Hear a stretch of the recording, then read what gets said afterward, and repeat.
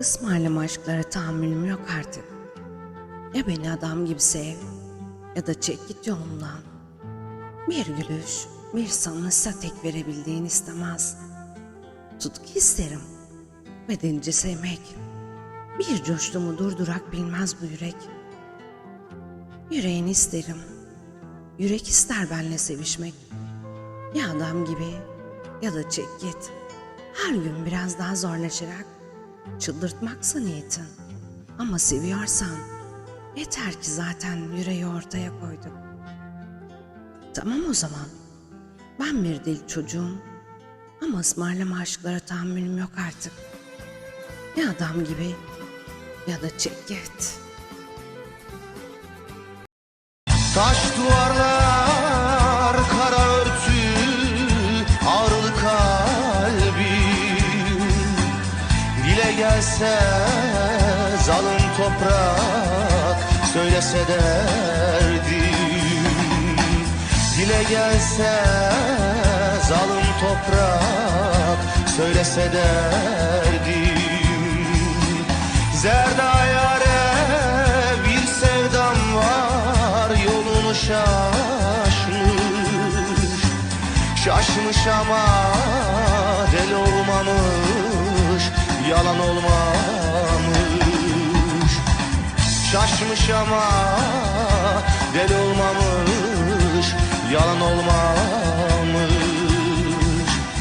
Deli öfkem, kara sevdam, hangisi galip? Nerede gerçek, nerede yalan, bilen söylesin. Yalan diyen yalan olsun, yüzü gülmesin. Zerdam yerin yanım olsun, kimse bilmesin.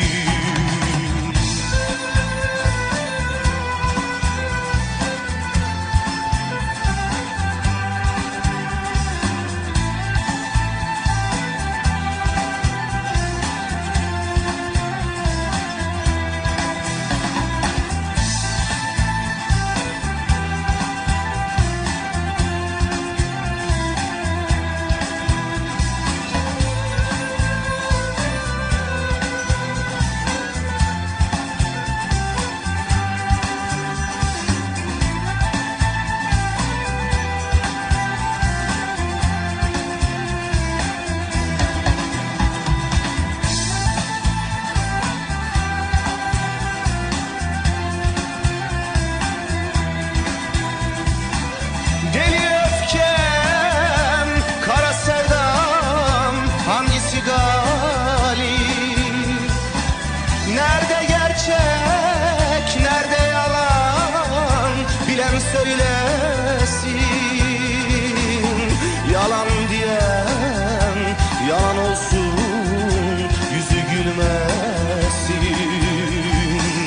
Zerdam yerin yanım olsun, kimse bilmez.